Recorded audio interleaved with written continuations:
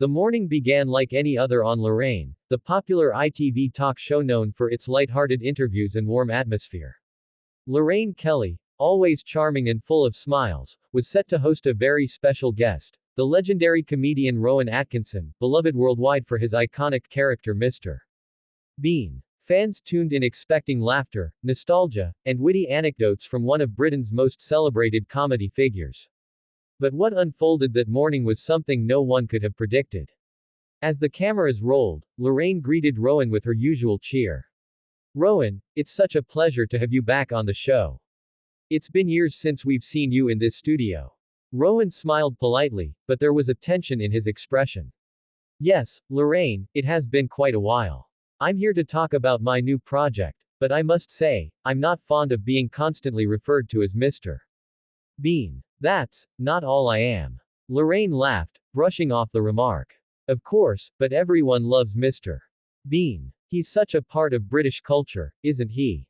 Rowan's smile faded slightly. "Yes, but people forget that I've spent decades doing more than physical comedy. I've done theater, serious roles, political satire. Yet, every time I appear on television, the first thing I hear is, 'Do the funny face.'" The audience chuckled awkwardly, unsure if this was part of the act or a genuine grievance. Lorraine tried to lighten the mood. "Well, you can't blame us, Rowan, you've made millions laugh. Would you mind giving us a little Bean moment?" That was the moment everything shifted. Rowan's demeanor changed entirely. His brows furrowed, his tone sharpened. "You see, this is exactly what I mean. You're asking me to become a caricature of myself, as if the rest of my career doesn't matter. It's insulting, Lorraine." The studio fell silent. Lorraine blinked, caught off guard. "I didn't mean to insult you.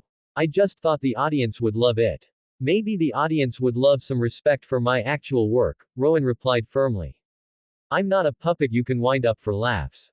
Producers behind the scenes began exchanging nervous looks. The tension was thick, and Lorraine's smile had all but vanished. Trying to regain control, she said softly, "Let's take a breath, Rowan. I think people just appreciate how timeless your comedy is." But Rowan wasn't done. "Timeless comedy is one thing, but when the media treats you like a one-trick pony for 30 years, it becomes a cage. I'm proud of Mr.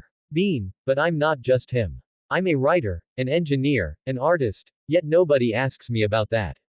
The exchange grew increasingly uncomfortable. Lorraine shifted in her seat, attempting to steer the interview back to safer ground. "All right, let's talk about your new film, then. Tell us what inspired." Rowan interrupted. "What inspired it was my desire to move away from this endless repetition of the past. But interviews like this make that nearly impossible." That line hit hard. A stunned hush filled the set. Lorraine glanced toward her producer off camera, unsure whether to continue or cut to commercial. Rowan stood up suddenly, adjusting his jacket. "I think we're done here," he said, his voice calm but cold. Lorraine's eyes widened. "Rowan, please." But he was already removing his microphone. "I came here to talk about art and film.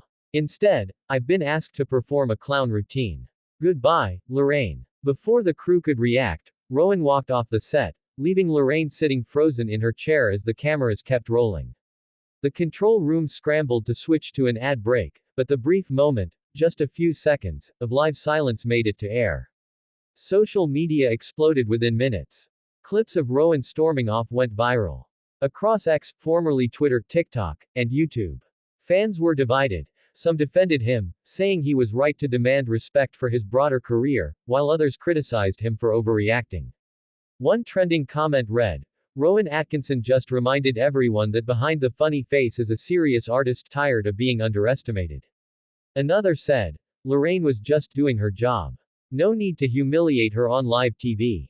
By noon, ITV had released a brief statement. "We regret that this morning's interview with Mr. Atkinson did not go as planned. We have great respect for him and his work." Meanwhile, Rowan remained silent. No social media posts, no apologies, no clarifications. Sources close to him hinted that he had felt cornered and disrespected. Lorraine, ever professional, addressed the incident the next day. "We all admire Rowan Atkinson for his incredible talent. It was an unfortunate misunderstanding, and I wish him the very best." But behind the scenes, whispers spread that producers were furious, not at Lorraine, but at Rowan's abrupt exit, which had disrupted the show's schedule and caused a public relations storm. Still, those who knew Rowan best weren't surprised.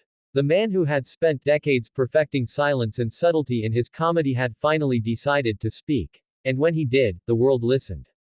For the first time in years, Rowan Atkinson wasn't being laughed at, he was being taken seriously.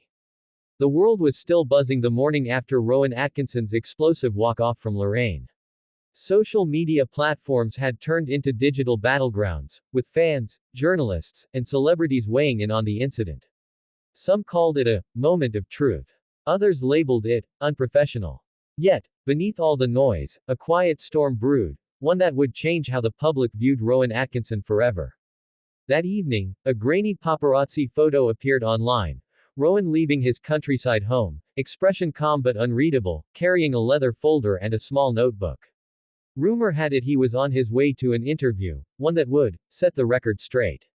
The next day, the BBC aired an exclusive sit-down with Rowan, hosted by respected journalist Emily Maitlis. Unlike Lorraine, this was not a cheerful morning chat, it was measured, respectful, and deeply personal. Emily began, "Rowan, your exit from Lorraine has caused quite a stir. Many people were shocked to see that side of you. What happened?" Rowan exhaled slowly before answering. "I didn't plan to walk off. But when you spend decades trying to evolve as an artist, and people keep pulling you backward, it wears you down. I wasn't angry at Lorraine, per se, I was angry at the situation, at the system that traps comedians in their most famous roles." Emily nodded thoughtfully. "Do you feel like Mr. Bean has overshadowed your other work?" Rowan smiled faintly, but there was sadness behind it. "Absolutely. Don't get me wrong, I love that character. He gave me everything, success, freedom, even international fame. But he also built a wall around me. Directors, journalists, even fans often refuse to see beyond him. I've written plays, studied engineering, performed Shakespeare, but none of that matters when they only want me to wiggle my eyebrows." The audience watching at home began to understand, this wasn't arrogance or ego. It was exhaustion. Emily leaned in. "So, when Lorraine asked for a Bean moment, I snapped," Rowan admitted quietly. "It wasn't fair to her. But it was the 100th time I'd been asked to be someone I stopped being years ago." A brief silence followed. Then Emily asked, "Do you regret walking off?" Rowan paused, eyes distant. "I regret how it looked. But I don't regret standing up for myself. Sometimes silence makes people think you're fine with being boxed in. I wanted to show I wasn't." The interview aired in full, and within hours, the public mood shifted. The same clips that had once been mocked were now rewatched with new understanding.